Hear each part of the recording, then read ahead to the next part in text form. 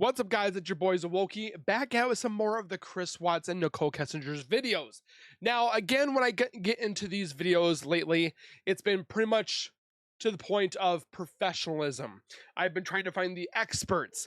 I've been trying to find the professionals, the people that know what they're doing when it comes to cases, murder cases, cold case files, like we just watched the other day, which was the mortuary's opinion about the autopsy and stuff like that. So I found, and some others have found as well, a detective that literally was with cold cases and so forth like that. And we're going to get his partake on this. I definitely very much value people that have been in the field. I've seen hundreds, if not thousands of people message me stating that they are 17 years on the force as a detective in the UK, or they've been on the force for 20 years and they're down in Georgia and they know that this was completely handled wrong and so forth like that. So it makes me very upset that a lot of these professionals, including attorneys, lawyers, coroners, law enforcement, police officers, I mean, you name it. I've even had a retired DA message me and say this was completely handled wrong. I thought of even having a video with that person, which I can definitely do, but you guys need to let me know if you guys would like to see that. On this one, we're going to be watching Unsolved No More. We're going to be looking into the Chris Watts, a real cold case detective's opinion, theories, and so forth like that.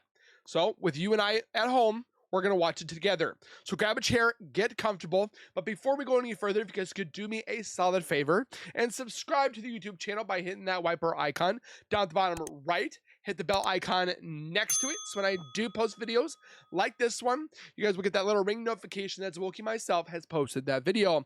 Then you guys can watch, comment, like, and share. And again, thank you so very much for the continued love and support that you guys show on this channel. We just hit 60K. We're trying to get to 100K. And then once we get at 75K, we'll be doing a huge giveaway for another MetaQuest 3 virtual reality headset. And then at 100, we're going to be doing another headset. We're going to be doing controllers. We're doing a PC, another did I say another headset? Yes, we're going to be doing that. And I'm getting to the point where I'm getting ready to possibly get an Xbox or a PlayStation to give away as well. I want to give back to my viewers, my supporters, and so forth like that. So make sure you guys tell everybody you guys know, and then they can possibly win some free stuff. With that being said, make sure you guys go over to this channel. Link is in the description. Go give your love, subscribe, comment, like, and share. This man is a professional, so we want to give him his support back. And with that being said, let's get into the video.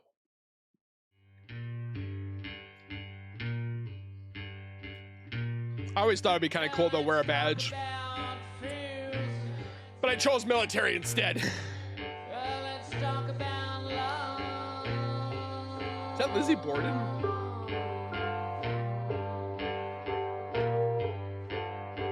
This guy is, wait, top detective?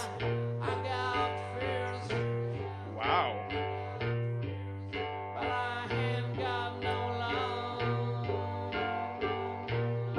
Oh, he's the Marines.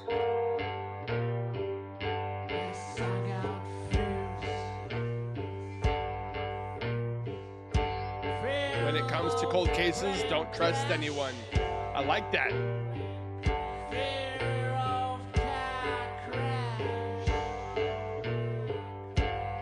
The Unsolved No More show. I like it. I like it.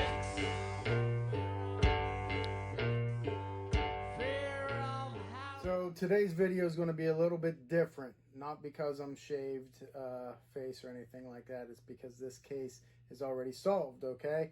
And there's not a lot to break down.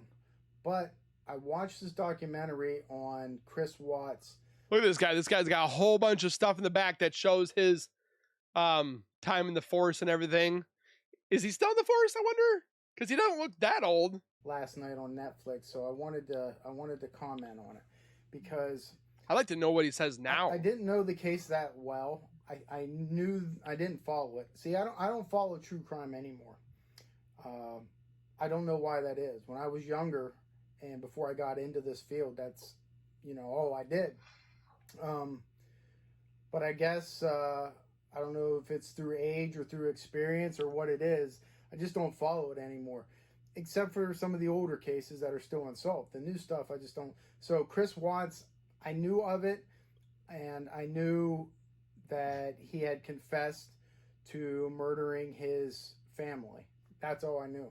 That was enough for me to know going in to watch this true crime documentary. I stay clear from them because when I watch them, usually anymore, I kind of like nitpick it or look I do through a that too. different lens when I watch these true crime documentaries anymore. So I don't watch as many as I used to. I watch a lot. Regardless, I watched this last night. I think it was called All American Family or something to that effect. The on, American Netflix. Murder. So Chris Watts basically is a white male in his, I want to say, late 30s. He's married. He has two Middle beautiful 30s. girls. I believe they're aged 3 and 4. And his wife is named Shanann. let's see if I can pronounce this right. It's not Shannon. Shanann? Something to that effect. It's a little difficult at first. But he essentially is having an affair with another girl from work. And people, let me tell you, that's where most affairs happen, okay, is at work. And I've talked about this in another video. Apparently, the gym is number 3. I don't remember which one it was, so I won't get into that. But he was having number 1 is work. Named Nicole at work. Long story short, he ends up killing his family. Now, initially, police don't know what's going on. A girlfriend says, "Hey, I picked Shanann." I can't even pronounce it. I'm just Shanann. How's that? She had been out of town with a coworker, and she had dropped her off at 2 a.m. And the next day, friends are trying to get a hold of her, and nobody can get a hold of her. Now, what I thought was intriguing about this documentary is everything is recorded on body cam, so you get to observe everybody's reactions and see things as they happen. And I thought that this was tremendous as an investigator, because we see the phone call to Chris Watts saying, "Hey, can you come home? People are worried about your wife. Let us in. Doors are locked." And so I'm watching this knowing he's guilty already. Okay, so I get to see his actions, and reactions, and it's a very good learning experience, and it's a very teachable moment, because I'm watching it and I'm looking for tells, okay? Looking for tells that he's lying. I don't see any, okay? I know he's lying because I know the outcome, but I'm watching it as it's taking place, and I'm looking for something, and I'm not seeing anything.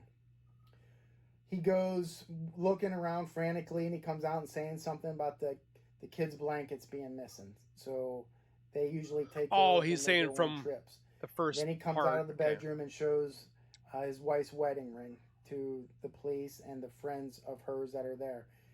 And it's insinuating that she left. She didn't want to be married. She took the kids and ran off. He just... Boy, he's a good actor, okay? He looks concerned. I see nothing. But... not until that interview that he had on the doorstep with the news broadcasters did I think he was guilty, because I didn't see the other first part of the body cam footage until after the news broadcasting of what Chris was saying. So I got that afterwards. So technically I didn't see it to begin with. But when I saw Chris doing his things and his laughing and stuff like that when he was talking, I knew that he had done it. And now when I look at Nicole Kessinger, looking at how she acts and so forth, she overdoes it. She does. I really hope we can hear what this man says about Nicole Kessinger, but you could see the same thing from Chris in Nicole, and they didn't do anything with Nicole because one person confessed, so they thought they were done. It gets interesting because then they go to the neighbors. The neighbor says, "Hey, I have surveillance footage of last night. I can show you everything that I have." That's when he was like, and fudge. maybe we can see something. I'm putting myself in Chris's shoes, thinking, okay, what? Great. I know he's thinking, okay, what did I do last night that might have been caught on this camera? The only thing that was it shows him backing up his truck, and he explains that off. In essence, what he was doing was loading his wife's body into that truck, but you couldn't see that. Which I still, again, from the past couple videos I posted, there's no way of him going in there.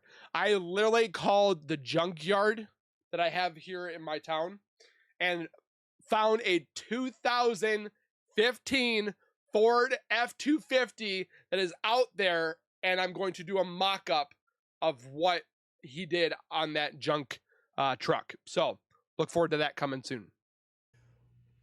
But as soon as he leaves, that neighbor who was watching this, who had the surveillance footage, grabs that cop and says, something ain't right with him. He's fidgety. He don't ever act like that. So is Nicole. He couldn't sit still. And the cop was like, well, what do you expect? His wife and kids are missing.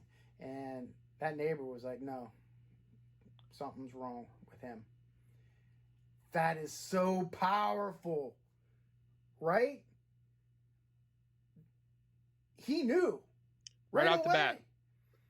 As an investigator, when you're working homicides, cold cases, or anything, one of the questions you ask is, after the murders, and what you look for is demeanor.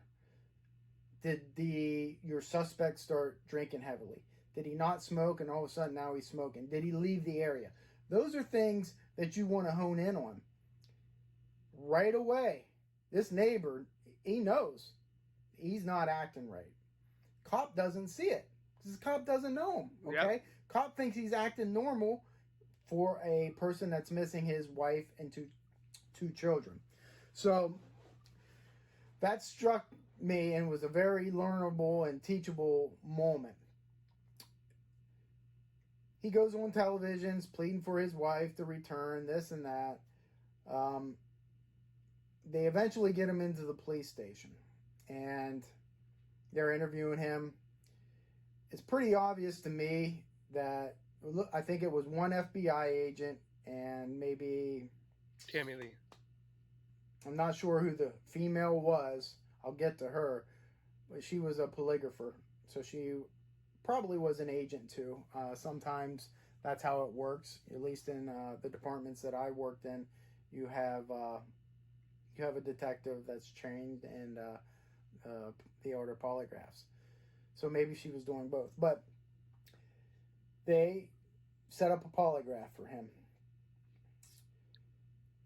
This girl I was impressed with, and I wish I knew her name. Tammy Lee. Did she say some of the right things and do some of the right things? Very impressed. Case in point, she gives the polygraph. She says, hey.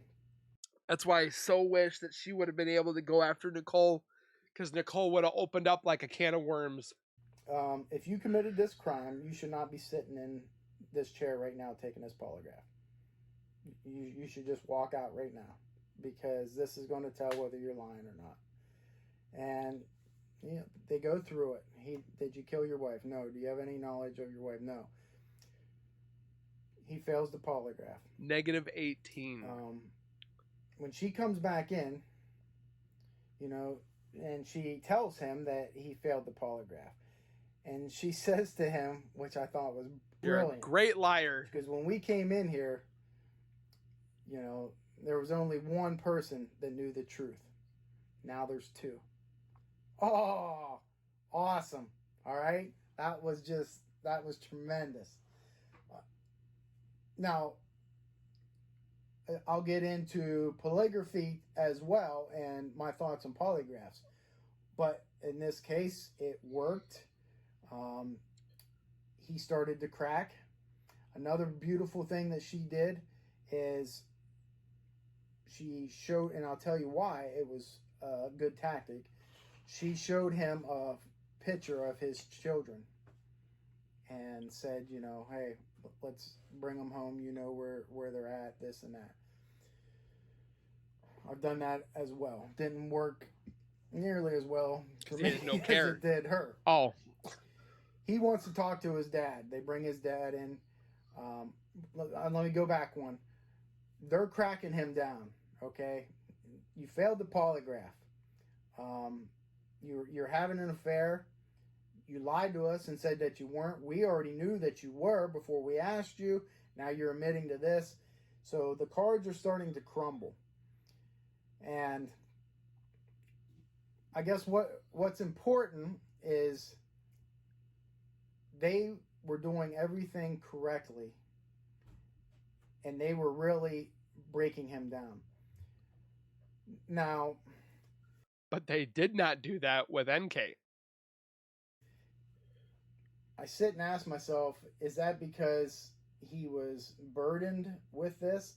This wasn't a cold case, okay? It wasn't like this was weighing on this guy for 20 years. I think it was only a few days. It's a mystery case. Maybe not a cold week. Case. But one of the tactics that they used, which I've used as well, was saying, hey, something happened and it wasn't your fault. We understand, okay? If there was an accident that caused her death and, you know, you felt responsible, didn't want to call police, whatever it is, tell us now. If your wife killed the kids, you know, and then, you know, you walked in on it and freaked out and had to kill her, tell us.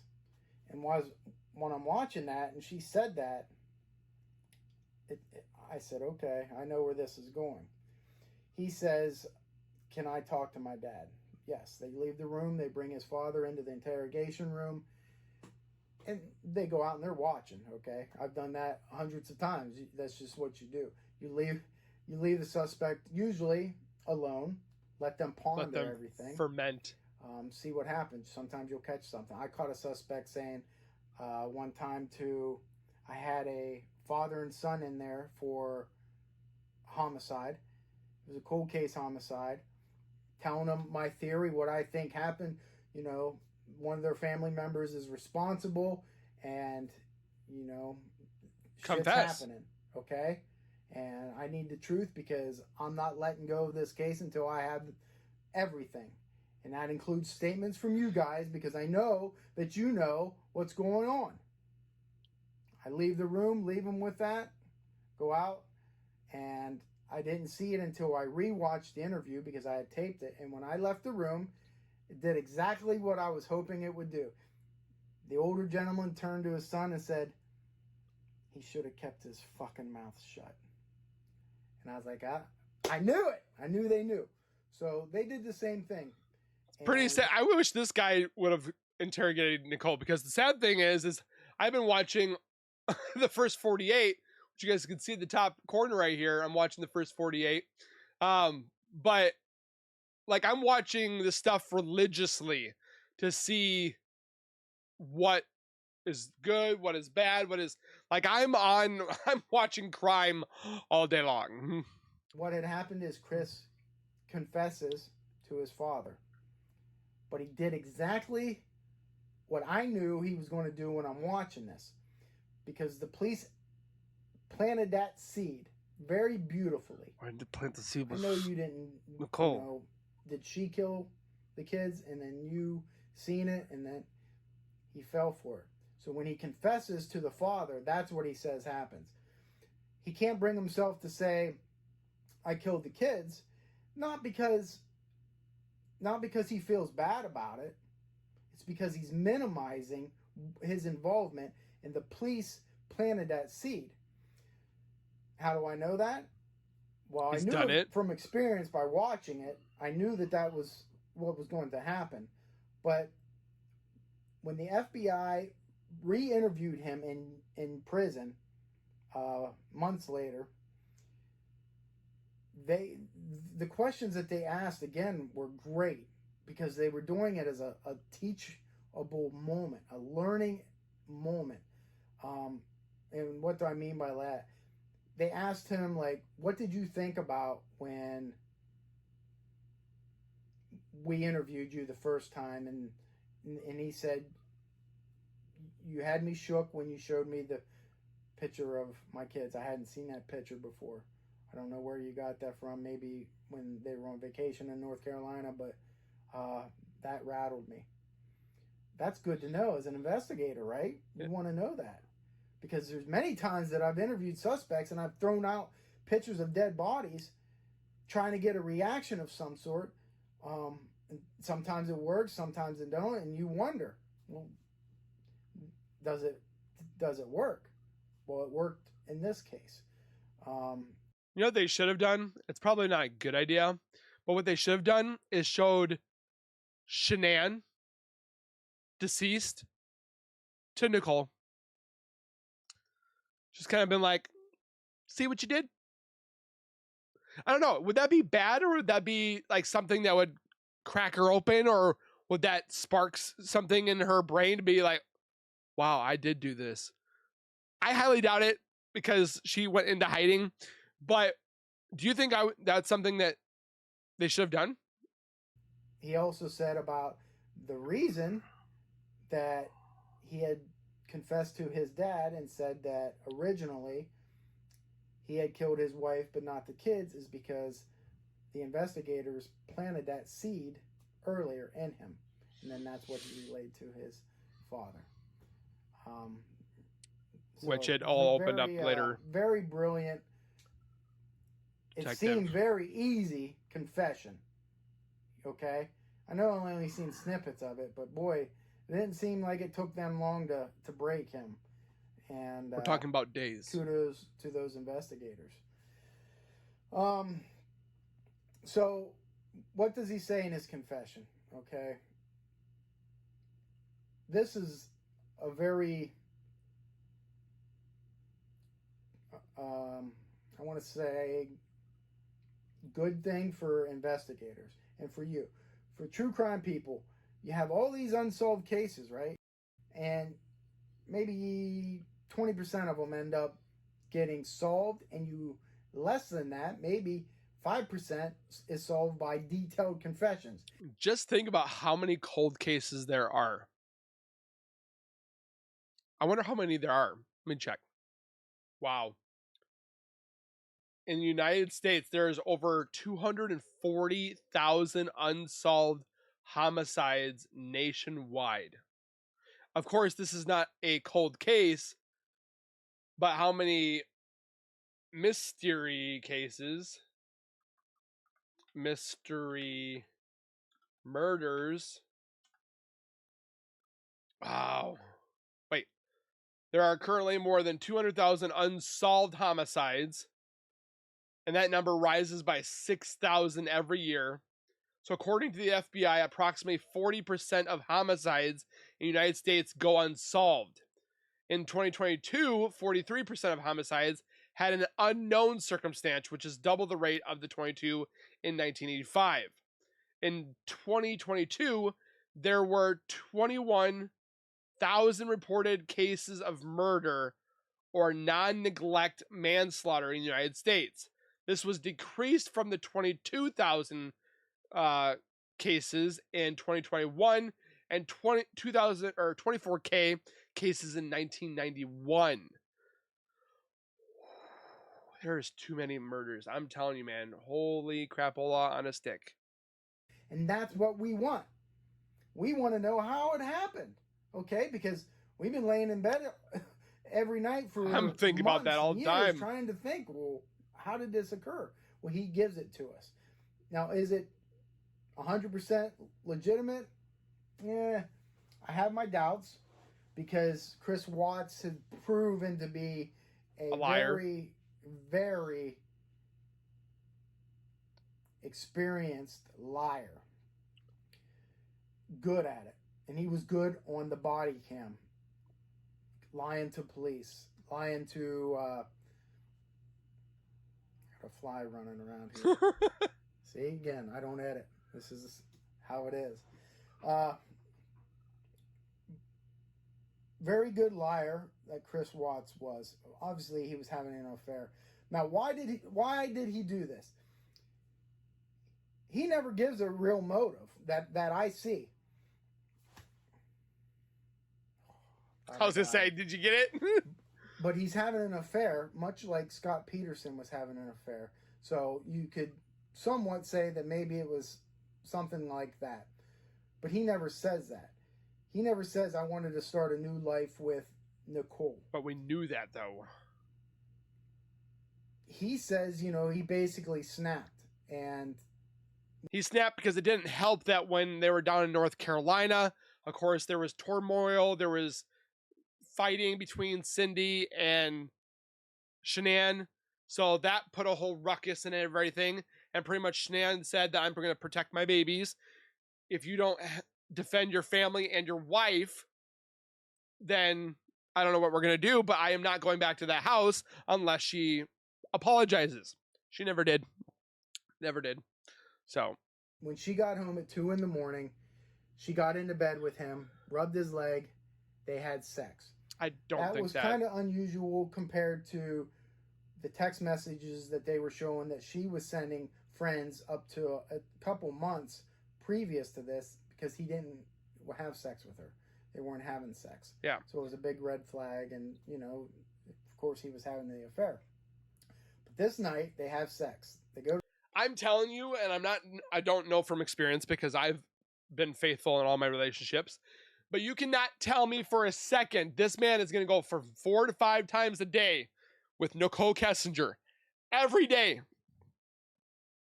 And then at the end, he went down to like 1 or 2 times a day or every other. But you're going to go sleep with another woman after that? I think that's exhausting. I don't think that's going to be a possibility. Do you guys think I'm wrong? I'm maybe looking into that too much, because I don't believe for a second that they were intimate that night. Chris said he had fallen out of love. He has literally told Shanann that they fell out of love. They're not compatible anymore. She came home at 2 o'clock in the morning, only slept till technically 4:30-ish, whatever. You think she's going to get up and want some booty? Highly doubt that. So that's a lie in itself right there. You can't tell. Plus, I don't think that they did a swab of her area to even see if there was any seminal fluids in there. But if he was so angry with Shanann, I don't see him having booty with her. I don't see it. Go to sleep. He was too busy having butt stuff with Nicole Kessinger. In the morning, he's getting ready for work. He gets up, he straddles her, and they're talking about... He was probably doing butt stuff too. Now, that was inappropriate. He says that he basically just...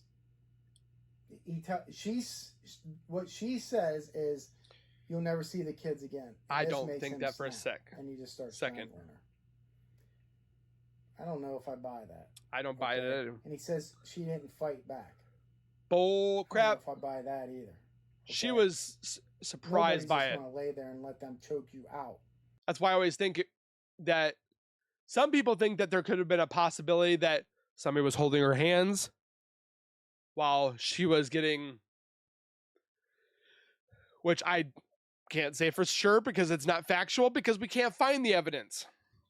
Some people think that he caught her off guard. Some people think he drugged her. Again, they didn't find any chloroform. They didn't find the oxycodone in her system at that time, because some people thought maybe he put it in there to make her sick again, like he did back in North Carolina. He did not. He didn't do anything when it came to drugging her at all. I always thought possibly that she was on the couch because she didn't want to sleep next to him or something like that. So he came behind her and did one of these things. But again, I don't know if that's 100% because they looked at his hands, they looked at his fingerprints, they looked at her neck and so forth to see the different. They did all that. But again, we don't know because they didn't take in the evidence because there was no trial. It's so aggravating. To death without putting up a fight, even if she was asleep. So I'm not sure about that part. At some point in time after she's dead, one of the children come into the room. Again, these children are, I believe, 3 and 4. 3 and 5, 3 and 4. One of them comes in and asks if mommy's okay, and he says yes. Mommy's sick. So mommy doesn't feel good. He wraps her up in a sheet because she's dead. He had killed her, strangled her. Pulled her head first down the stairs, loaded her in the truck.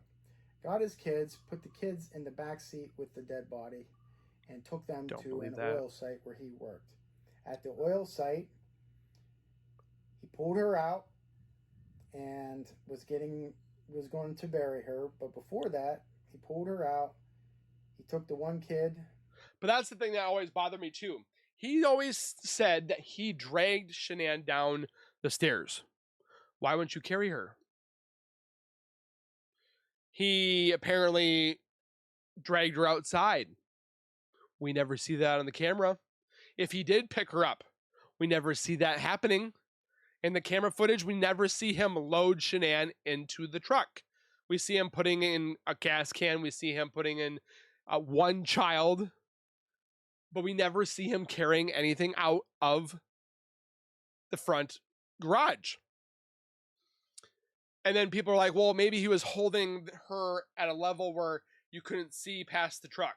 If you're going to be holding someone that is 150 pounds of dead weight, you're not going to hold it down low. You're going to hold it up as close as you can to your chest because that's where you're going to get your strength from to hold it there. I don't see him dropping it down and then trying to waddle and so forth like that. And we don't ever see that. We don't see the sheet that she was wrapped up in or what have you. So that's why I don't believe wholeheartedly that she was taken out the front. Put a blanket over her face. Started smothering her. One hand on her throat, the other one on her nose and on her mouth. And killed her. He then took that body up into an oil drum. Got her and dropped her in there. Went back to the truck. Took the other one. So Bella must have watched her father go up, drop Cece inside one of the tanks, and then he did that with Bella. But Bella knew because Bella was so smart. The horror that little girl was trying to figure out. And then she asks her dad, what you did to Cece, are you going to do that to me? And then there are people that defend Chris Watts and Nicole Kessinger. Let that sink in. Took the other kid. It's almost sickening to even talk about, but he took, especially when you have kids. Exactly. I mean, I'm so scared with my kids every day. I pray for them every day. But the other kid asked him, is the same thing that happened to my sister going to happen to me? And he doesn't recall. He just in his covers her mouth. Fucking heart. Excuse the French. Said yes or not, according to his confession. But he put that same blanket over this child's face and killed her the same way. And she fought because she bit her tongue. And in here. She grunted. She was twisting her head back and forth, according to him. Killed her and put her in a separate oil drum. Came back, buried his wife in the ground. Now, I'm sure that the reason that he buried her is because he couldn't get her up in that drum, or that's where she would be as well. He said he wanted to separate the girls because he was mad at Shanann and wanted to keep her away from the girls. And then he apparently looked up how long does it take for flesh to dissolve in oil. Apparently I found that on one of his Google searches as well. Very hard confession to listen to, but again, you have to use it as a teachable moment. You have to learn from that. All those things that I had just talked about. So what can we learn about it? Well, one is the effectiveness of polygraphs. Although I don't believe in polygraphs, I've seen them operate. Okay, I've seen them work. I've seen them not work. So when that happens, they're not reliable, and there's a reason that they're not admissible in some states. True. For that very reason. So I do not believe in them. Now, I do believe in the pre-test questions and the post-test, because that's where you get your differences. Like the ones where you say, is your name Chris Watts? Are you 35? Or you just ask something that they can't make up. Or like, what's the year and stuff like that. And then they have that baseline. And then when they ask the real questions, were you involved in Shanann's disappearance? And then it's like, whoa. I'm over exaggerating, but that's kind of what it is. Because some people don't know how the lie detector works. But again, there are some people that can't take it because their heart has complications, or they've taken recreational items, and they've apparently, I'm watching Maury way too much. Apparently there's been some people that have or tried to learn online how to beat polygraphs, and apparently changing the rhythm of your breathing does that. It's like, well, if you didn't lie and you didn't do the wrong stuff, you wouldn't be having to worry about Googling how to pass a polygraph. The actual polygraph itself and the results, I don't put any stock into it. However, in this case, it was effective. It was effective to him because he said that he knew that he was lying, and the polygraph showed it. So in this case, the effectiveness of the polygraph, not whether he failed or passed, but just the overall effectiveness worked. Him saying that the pictures of his children that he murdered being out there affected him. You couldn't see that in his emotion. No, it was nothing. It was blank. And he said, hey, I didn't show that. Again, the only time he cried was when he was getting talked to by his mother.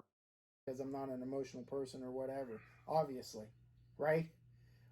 But it did have an effect. He literally had to Google, how do you know when you love somebody to that extent?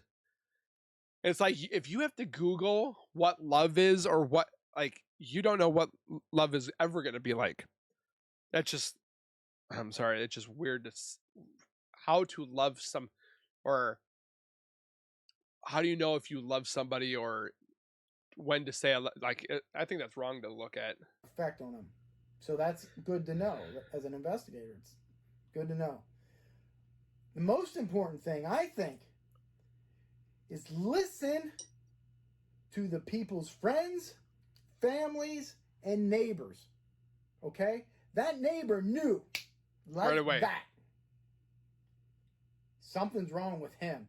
And when the cop's like, well, wouldn't you act the same way or something like that? No. His family, no. He's never. My eyes would have been looking at that camera, been like, okay, let me take some notes.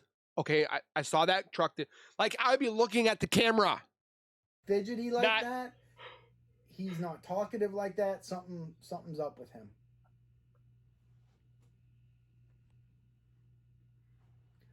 So they knew. He knew.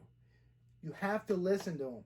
Don't be an egomaniac and think you know it all because you've been a cop for 30 years and you've seen it all. And you know that a person acts a certain... Sounds like a certain DA that we're playing junior detectives behind the screen, but then they think that they're perfect and that have no faults. They could have messed up. They probably did. Do they want to call the case back and show that they messed up? Probably not. certain way. No, you don't. Listen to family, listen to friends, listen to neighbors. When someone says, hey, if I ever go missing, Betty?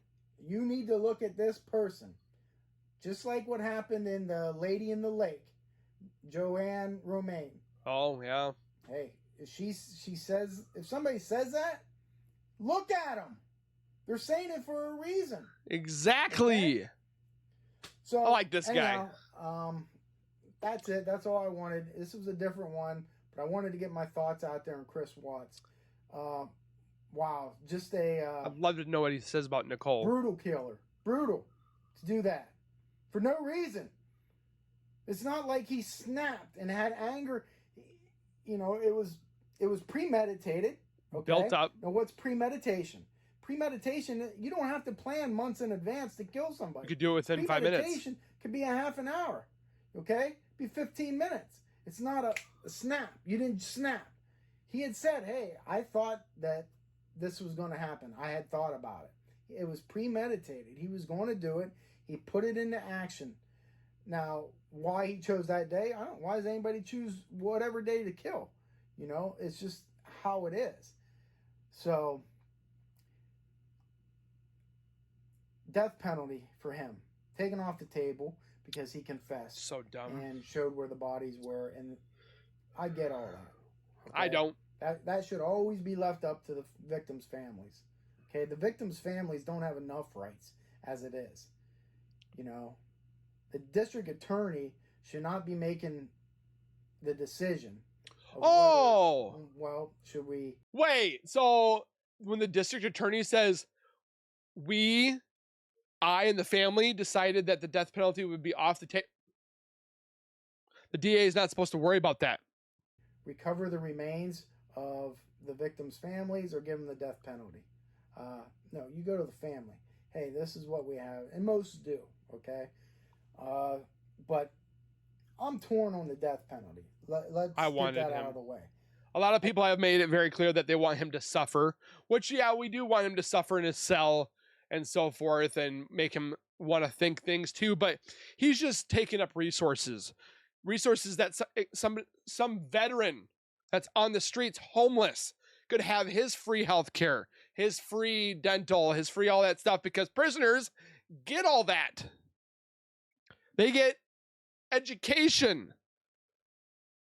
That's why I don't feel that him being alive is going to be beneficial, because he's just soaking up resources. He's eating food that some homeless person could have or starving child could have.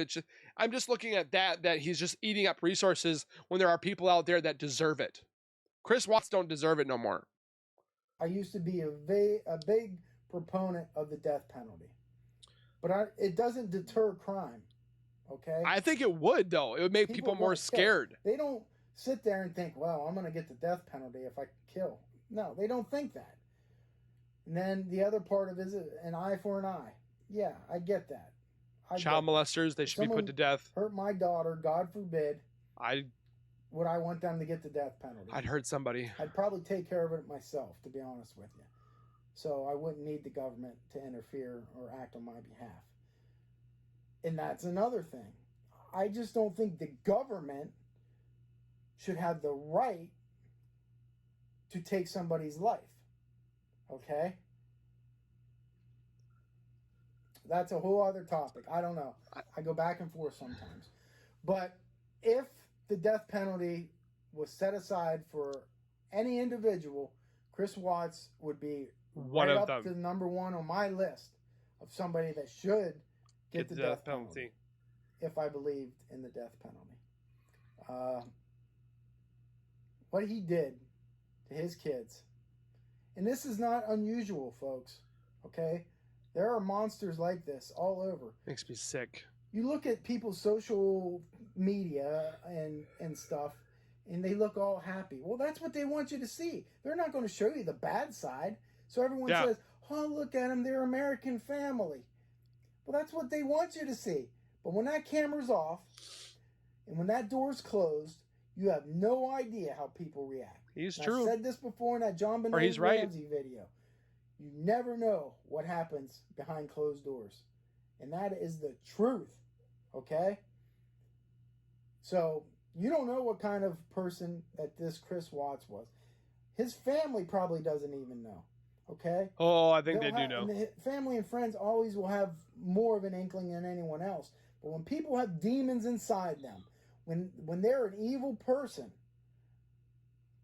that's internalized until it is let out with furious anger, okay, and rage. And to do that, not just to your wife, to do But that your to little two children. innocent kids. Your blood. Oh my God, that just, you can't even fathom it. You really can't. But it's out there, folks. Evil is out there. So we all have to work together in order to weed it out. It'll always be there. But, you know, maybe we know the on haters. something like this confession, and seeing it and having all the teachable moments in it and what to do when you investigate another serial killer, not in this case, but someone that has killed his whole family and is a suspect, and you can use these tools to do it, throwing out the picture of the kids, giving the polygraph, saying the things that the polygrapher said, all those tools, then maybe this is a teachable moment, and that's what we need to use it for, because there's no other good that would ever come out of this. Nothing. No. Okay? So he could have done divorce, but... Oh, one last thing. In this documentary, they were victim shaming the wife, saying that she was a bitch. He probably killed her because she deserved it. See, it's so messed up. Are you freaking kidding me? Smart man right here. Smart man. And he's a professional! Why I have such a hard time with the internet. So her poor dad goes on and is saying, you know, that they're being bullied. That breaks my heart as well. Internet can be so cruel. Amen to that one. What would I say? This is what I want to say to the victim's family. The internet is a sewer. And swans don't go in the sewer. Take that advice. Like that. I like that. And it'll help you. And if there's anything that I can ever do to help you, please let me know. That's it on this disgusting individual named Chris Watts. So definitely a very good, interesting YouTube channel because the man's done his work. The man's done his time. He's wrote books. He's done the whole 9 yards as a detective and so forth. I would love to see what he would say about Nicole nowadays. I did look to see if he made any other Chris Watts videos, which he didn't. I definitely want to see if I can reach out to this guy and see if I can do a collab with him and talk about maybe Nicole Kessinger. But he definitely hit all the head-on things that I think of, which means I'm not a professional, but I have ideas and knowledge towards what he says. Is that 100% right? We don't know, but it's closer than what we know from people that say that we're not, or we're junior detectives. There's fishy stuff in this case, and things are just coming out of nowhere and pretty much burning any bridge that could be not severed, that would Nicole Kessinger would be on the other side, because Nicole Kessinger is trying to be like, no, don't look at me over here, while everybody's just like looking over here and not trying to pay attention to her anymore. It's just, which is why I like to bring a lot of this light presence on her, because she wants this case to go dark. She wants this case to go quiet. She wants this case to pretend like it never existed. And I don't want that to go, because I feel like she was involved. So that being said, guys, comment your thoughts down below. Don't forget to hit the like button for the obvious reasons of that justice. They will hopefully one day see at 100%. Subscribe, and we'll see you guys in the next one. Keep it real, keep it safe, and as always, keep nerding on, and we'll see you guys next time.